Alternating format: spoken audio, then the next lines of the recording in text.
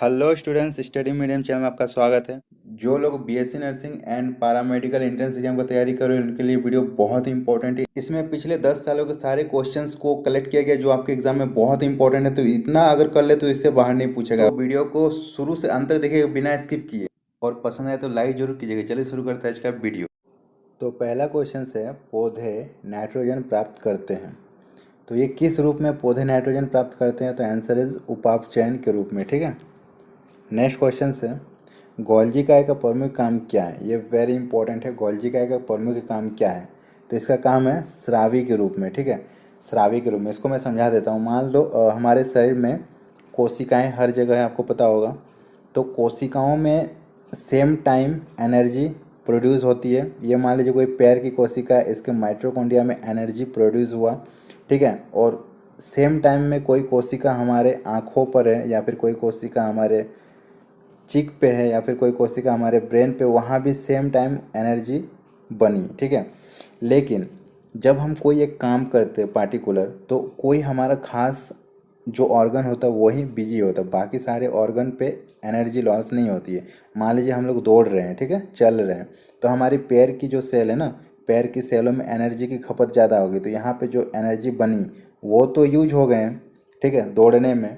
लेकिन हम तभी भी दौड़ ही रहे हैं, दौड़ हमारी रुकी नहीं है, और हमारी एनर्जी ख़त्म हो चुकी है, और हमें उस टाइम और एनर्जी की ज़रूरत पड़ेगी। अगर हम नहीं लेंगे तो हम दौड़ नहीं पाएंगे, लेकिन हमें दौड़ना है। तो उस टाइम क्या हो गया, हमारे शरीर में उसी टाइम जब हमारे ये आँखों की जो सेल है वहाँ भी तो एनर्जी बनी है, उस टाइम हमारी आँखों की जो एनर्जी है सेल की, उस टाइम वो यूज नहीं हो रही उतनी, वो स्टोर है। ये जो ब्रेन में भी सेल में जो एनर्जी बनी है वो भी स्टोर है, ये चिक में भी बनी वो भी स्टोर है। मतलब ये एग्जांपल दे रहे, कोई भी अदर जो हमारे पार्ट है वहाँ पे जो भी ऑर्गन्स में जो भी सेल में एनर्जी बनी वो अभी स्टोर है, उसका यूज नहीं हो रहा है, लेकिन पैर में सबसे ज़्यादा यूज हो रहा है।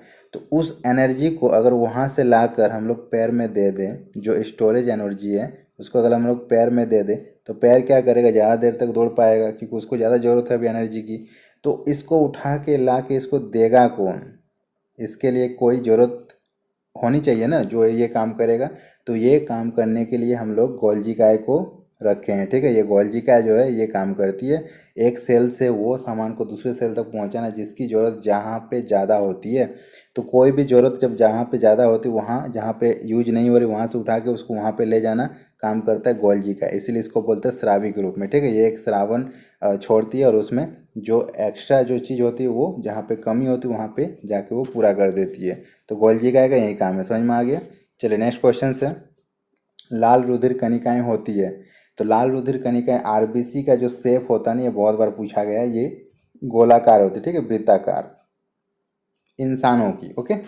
नेक्स्ट क्वेश्चन से, जलीय पौधों में सामान्यतः सुविकसित होता है। तो ये होते हैं संवहनी तंत्र। ठीक है, जलीय पौधों में सामान्यतः संवहनी तंत्र सुविकसित होते हैं। ओके। चलिए नेक्स्ट क्वेश्चन देख लेते हैं। नेक्स्ट है, पशुओं के पैरों तथा मुंह की बीमारी किसके कारण होती है? तो पशुओं में जो फुट एंड माउथ रोग इसको बोला जाता है, ये बैक्टीरिया की वजह से होती है। ओके, बैक्टीरिया की वजह से। नेक्स्ट क्वेश्चन से, कवक है। तो कवक जो है ना ये काइटिन है। ठीक है, काइटिन की बनी होती है, क्योंकि कवक की जो सेल वॉल होती है वो काइटिन होती है। ओके।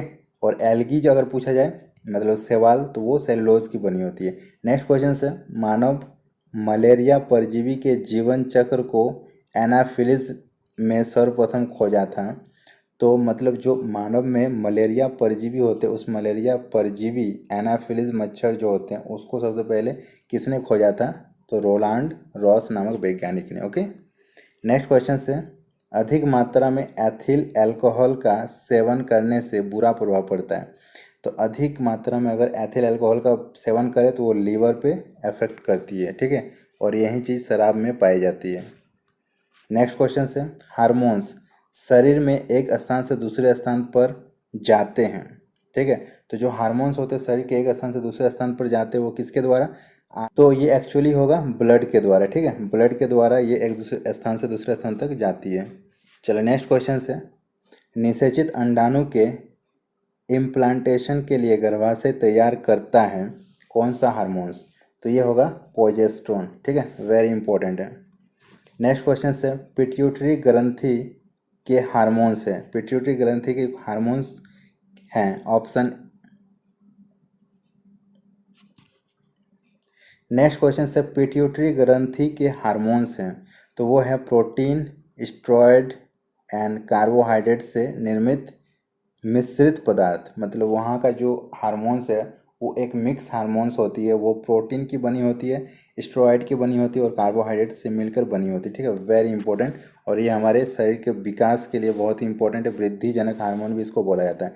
नेक्स्ट क्वेश्चन से ऊंचाई वाले स्थानों पर मानव शरीर के लाल रक्त कणों की संख्या क्या होती है? अगर आप हाइट्स पे जाते हो तो आपकी आरबीसी की जो संख्या होती है ना वो इंक्रीज कर जाती है, मतलब बढ़ जाती है अगर आप हाइट्स में जाते हो तो। नेक्स्ट क्वेश्चन से पीडियाट्रिक्स संबंधित हैं, तो ये किससे संबंधित है? शिशु रोग के अध्ययन से संबंधित होते हैं। चलिए नेक्स्ट क्वेश्चन है, मानव शरीर की किस ग्रंथि को मास्टर ग्रंथि कहा जाता है? ये पीयूषिका, मतलब पीयूष ग्रंथि, पिट्यूटरी ग्लैंड को। नेक्स्ट क्वेश्चन है, पाचित खाना अवशोषित किया जाता है, तो पाचित खाना अवशोषित किया जाता है कहाँ पे? क्षुद्रांत द्वारा। ओके। नेक्स्ट है, हाइड्रोफोबिया के टीके का आविष्कार किसने किया था? तो हाइड्रोफोबिया के टीके का आविष्कार किया था लुईस पास्चर ने। नेक्स्ट क्वेश्चन से, एक रेशेदार फल है, तो ये जूट और कपास जो है ना रेशेदार फल के अंतर्गत आते हैं। नेक्स्ट क्वेश्चन से, एस्गिमेटिज्म एक बीमारी है, ये किसकी बीमारी है? आँखों के ऊपर होने वाली बीमारी। ठीक है, ये आँखों पे होने वाली बीमारी होती है।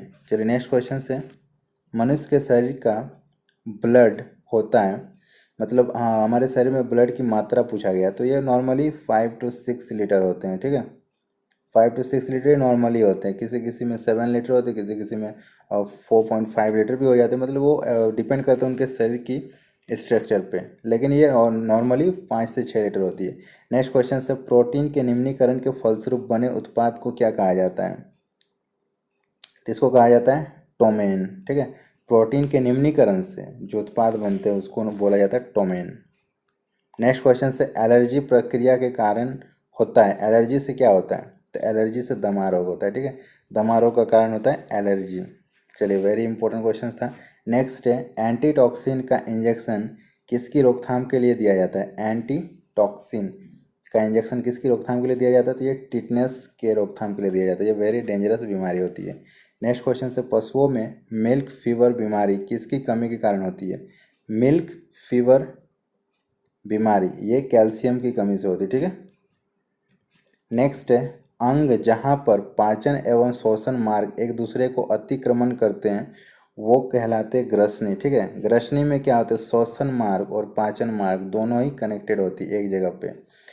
नेक्स्ट क्वेश्चन से, पुरुषों के वैंध्याकरण शल्य क्रिया को क्या कहते हैं? तो इसको कहते हैं वैसेक्टोमी, मतलब इसको वैंध्याकरण को बोला जाता है नसबंदी। ठीक है, तो पुरुषों की नसबंदी शल्य क्रिया को वैसेक्टोमी बोला जाता है। नेक्स्ट क्वेश्चन से, कौन सा उदाहरण उस पौधे का है जिसमें बीज होता है लेकिन फल नहीं होता है? तो कपास का पौधा। ठीक है, कपास का पौधा का जो बीज होता है ना वही फल होता है उसका, और अलग से फल नहीं होता है, तो बीज से ही सब कुछ प्राप्त होता है। नेक्स्ट क्वेश्चन है, मानव शरीर में वृक्क किस तंत्र का भाग है? तो ये उत्सर्जन तंत्र का भाग है, सभी को पता है। नेक्स्ट क्वेश्चन से, विकास की प्रक्रिया में मनुष्य का सबसे निकटतम प्राणी कौन है? तो एवोल्यूशन जब हो रहा था तो मनुष्य किसके द्वारा एवोल्यूएट हुआ था? तो वो बंदर के द्वारा। ठीक है, बंदर से इंसान बना था। नेक्स्ट क्वेश्चन से, मानव शरीर में वसा एवं अवशिष्ट पदार्थों का निष्कासन किस माध्यम से होता है? तो ये किडनी के द्वारा ठीक होता है, वसा और अवशिष्ट पदार्थों का निष्कासन किडनी के द्वारा होती है। नेक्स्ट क्वेश्चन से, प्लेग की बीमारी किसके कारण होती है? तो प्लेग की बीमारी जो होती है वो जीवाणु से होती है। नेक्स्ट क्वेश्चन से, आलू प्याज क्या है? ये एक तना का भाग होता है, आलू और प्याज जो होते हैं वो तना होते हैं, जड़ नहीं होते। ओके। नेक्स्ट क्वेश्चन से, कृत्रिम ढंग से मोती को प्राप्ति सीपों को पालकर किस विधि से प्राप्त की जाती है? ठीक है, मोती पालने के लिए तो उसको बोला जाता है पर्ल कल्चर द्वारा। ओके। चलिए नेक्स्ट क्वेश्चन से, नींद का अध्ययन क्या कहलाता है? नींद का अध्ययन क्या कहलाता है? तो हिप्नोलॉजी, हिप्नोलॉजी बोला जाता है। नेक्स्ट क्वेश्चन से, मेरुरज्जु किस प्रकार का उत्तक है? तो मेरुरज्जु जो है वो रेशेदार उत्तक है। ओके। नेक्स्ट क्वेश्चन से, लिम्फोसाइट कोशिका क्या पैदा करती है? तो लिम्फोसाइट कोशिका जो है ना वो प्रतिरक्षा तंत्र पैदा करती है, जिससे कोई भी फॉरेन मटेरियल्स आते हैं हमारे शरीर में तो वो उससे लड़ने में मदद करती है। ओके, नेक्स्ट क्वेश्चन से हमारे शरीर में करीब कितना पानी है? तो हमारे शरीर का जो औसतन भार होता है उसका 65% जल होता है। ठीक है, 65% जल होता है।